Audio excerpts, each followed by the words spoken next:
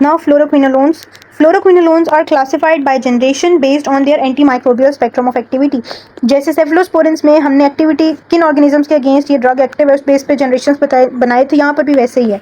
नॉरफ्लॉक्सिसिन a first generation fluoroquinolone derive from nalidixic acid. ये भी MCQ आता है कि नॉरफ्लॉक्सिसिन किससे डिराइव्ड है. So that is derived from nalidixic acid, has activity against the common pathogens that cause UTIs. ठीक है. सो यूटीआईज के लिए हमारे पास चौथी ड्रग और क्या आ गई है, norfloxacin. Cipro and ofloxacin which are second generation fluoroquinolones have greater activity against gram negative bacteria and are also active against the gonococcus, many gram positive cocci and some other organisms, mycobacteria, atypical pneumonia, mycoplasma, chlamydia, chlamydophila pneumoniae, etc. Third generation में levo, gemi and moxifloxacin. They are slightly less active than cipro and ofloxacin against gram negative bacteria. अच्छा, इसमें से जो सबसे widely used और सबसे ज़्यादा आजकल यूज़ होती है ना, that is cipro and ofloxacin, second generation. So third generation की जो एक्टिविटी है ग्राम नेगेटिव बैक्टीरिया है, ग्राम पॉजिटिव कोकाई में strep pneumoniae and some strains of enterococci and MRSA. All right. Third generation drugs are commonly referred to as respiratory fluoroquinolones. The most recently introduced drugs, Gemi and moxifloxacin, are the broadest spectrum fluoroquinolones introduced to date with enhanced activity against aerobes. The third generation अपनी याद रखनी है, lung related, respiratory tract related infections में use होती हैं. ठीक है. Pharmacokinetics क्या है इनकी, all the fluoroquinolones they have good bioavailability. इसका एक एहतियात ये करनी है कि जो टेट्रासाइक्लिन्स में था ना, इसको आपने मिल्क और divalent metallic cations containing food items के साथ नहीं लेना. ठीक है. They penetrate most of body tissues. However norfloxacin does not achieve adequate plasma levels for use in most systemic infection. So हम इसको सिस्टमिक इन्फेक्शन में अब इतना यूज़ नहीं करते. यूटीआईज में टॉपिकली ये यूज़ हो जाती है. Elimination is through kidneys via active tubular secretion which may be blocked by प्रोबेनिसिड. अब ये आपने मुझे कमेंट सेक्शन में बताना है और कौन सी ड्रग है जो प्रोबेनिसिड के साथ अगर ली जाए तो उसका भी एक्सक्रीशन अफेक्ट होती है. ये हमने पढ़ा है पास चैप्टर्स के अंदर. ठीक है. ये आपने बताना है मुझे. Dosage reductions are usually needed in renal dysfunction except for moxifloxacin which is eliminated by hepatic metabolism और बिलियरी एक्सक्रीशन होती है उसकी. ठीक है. Use of moxifloxacin in UTIs is not recommended. Half life इनकी 3 to 8 आवर्स होती है. Mechanism of action क्या है, fluoroquinolones interfere with bacterial DNA synthesis by inhibiting topoisomerase 2 enzyme. अच्छा, अब फ्लोरोक्विनोलोन्स का ना ग्राम पॉजिटिव ऑर्गेनिजम्स के अंदर डिफरेंट मैकेनिज्म ऑफ एक्शन है, ग्राम नेगेटिव के अंदर डिफरेंट है. So keep it in your mind. ये भी बहुत इंपॉर्टेंट वाइवा क्वेश्चन है, एग्जामिनर्स पूछते हैं. तो ग्राम नेगेटिव ऑर्गेनिजम्स के अंदर it inhibit topoisomerase 2 which is the DNA gyrase enzyme, जो कि DNA सिंथेसिस के अंदर नेगेटिव सुपर कॉइल्स को रिलीव कराता है. DNA अपने ऊपर ही फोल्ड हो जाए तो DNA की ट्रांसक्रिप्शन और रेप्लिकेशन नहीं हो सकती. सो ये उसको रिलीव कराता है. तो इस एंजाइम को अगर हम इनहिबिट कर देंगे तो वो सुपर कॉइल्स रिलीव नहीं होंगे और फिर क्या होगा, DNA जो है वो इंटेंगल्ड रहेगा, बैक्टीरिया की उससे डेथ हो सकती है. ठीक है. और ग्राम पॉजिटिव ऑर्गेनिजम्स के अंदर टोपोआइसोमरेज 4 को टारगेट करता है. ये उसका भी सिमिलर ही फंक्शन होता है. ठीक है. They block the relaxation of supercoiled DNA that is characterized by DNA gyrase. मैंने explain कर दिया, which is a step required for normal transcription and duplication of the DNA. जो topoisomerase 4 है, inhibition of this enzyme by fluoroquinolones interferes with the separation of replicated chromosomal DNA during cell division. यानी DNA पड़ा था, उसकी हमने replication कर ली, अब हमने उसे parent DNA से separate भी तो करना है ना, तो वो काम ये करा था topoisomerase 4, उसको हमने inhibit कर दिया. So DNA again becomes entangled और नया DNA वो जुड़ा ही रहेगा पुराने के साथ. फ्लोरोक्विनोलोन्स आर यूजुअली बैक्टीरिसाइडल, मैंने बता दिया आपको, against susceptible organisms like aminoglycosides. Fluoroquinolones exhibit post antibiotic effects. ठीक है. एक और ड्रग हमने पढ़ी थी, एक्सेप्ट अमाइनोग्लाइकोसाइड्स एंड फ्लोरोक्विनोलोन्स, जिसका पोस्ट एंटीबायोटिक इफेक्ट लॉन्गर होता है. You have to tell the name of that drug to me in comments. ठीक है. आपने उसे पीछे से ढूंढना है, पढ़ना है. यही चीज़ें एमसीक्यूज में आती हैं. आपने इंटरलिंक करके पढ़ेंगे तो चीज़ें बेहतर तरीके से याद रहेंगी. ठीक है. तो बताना है whereby bacterial growth continues to be inhibited even after the plasma concentration have fallen below the MIC of bacterium. So post antibiotic effect को ही उन्होंने एक्सप्लेन किया है, वो मैं ऑलरेडी आपको बहुत डिटेल में ऑलरेडी बता चुकी हूँ. रेजिस्टेंस कैसे है, resistance to second generation fluoroquinolones has emerged especially in campylobacter and gonococci. Gram positive में भी है, MRSA में, सूडोमोनास में, सिरेशिया में भी है.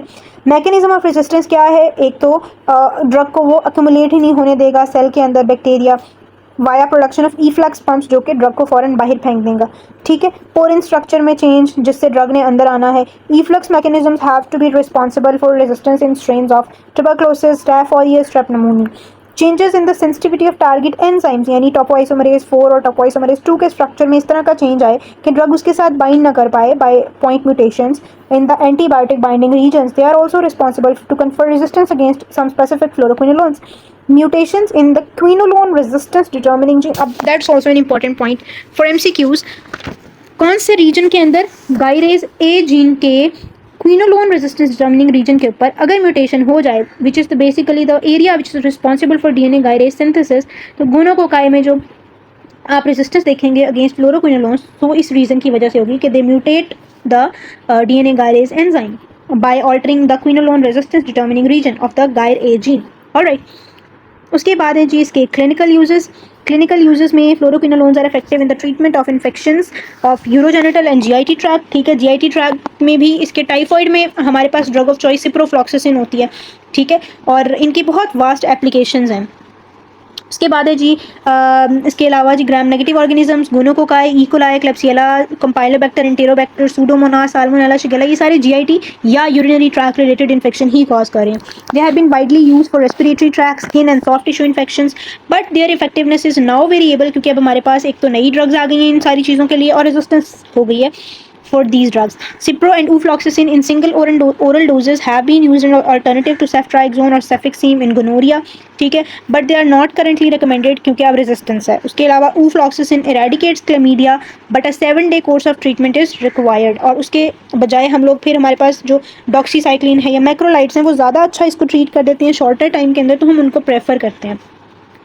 Levofloxacin has activity against most organisms associated with community acquired pneumonia, chlamydia है, mycoplasma है, legionella है, Gemi और moxi they are active against gram positive and gram negative organisms, pneumonic agents and other anaerobic bacteria, non specific है, याद करने की जरूरत नहीं है। Fluoroquinolones have also been used in the meningococcal carrier state, यानी ऐसे लोग जिनमें अभी इन्फेक्शन के सिम्टम्स नहीं है बट हो सकता है, तो उनके अंदर भी हम प्रोफाइलेक्टिकली ये दे रहे होते हैं। ठीक है, उसके बाद हमारे पास है जी prophylactic management of neutropenic patients, और ट्यूबरकुलोसिस की ट्रीटमेंट के अंदर भी सेकेंड लाइन ड्रग्स के अंदर फ्लोरोक्विनोलोन्स आती हैं। उसके बाद टॉक्सिक इफेक्ट्स क्या हैं जी? GIT distress is the most common as we have seen with all the antibiotics. Fluoroquinolones may also cause skin rashes, headache, dizziness, insomnia, abnormal LFTs, phototoxicity, neurotoxicity and both tendinitis and tendon rupture. ये बहुत important adverse effects हैं और बहुत commonly पूछे जाते हैं viva के अंदर। ठीक है, तो आपने निमोनिक से याद कर लीजिएगा। निमोनिक इसका क्या बन सकता है? एसएफडीपीटी। ठीक है, एसएफडीपीटी। ए से क्या है? ए से एरिथमिया एंड एबनॉर्मल एलएफटीज, एस से सीजर्स होते हैं, ए से अगेन आप इसको एरिथमिया यहाँ कर लें और एबनॉर्मल एलएफटीज यहाँ कर लें, पी से फोटोसेंसिटिविटी है। ठीक है, डी से डायरिया है, नोजिया है, वॉमिटिंग है, वो इसी में आ जाता है। पी से पेरिफेरल न्यूरोपैथी है और फोटोटॉक्सिसिटी हमने ऊपर कर लिया। टी से टेंडन रप्चर, टेंडनाइटिस, ये सारा कुछ आपका इसके अंदर आ जाएगा। ठीक है, so it is a neurotoxic drug basically. तो ये आपने इसके सारे इस तरह से एडवर्स इफेक्ट्स याद कर लेने हैं।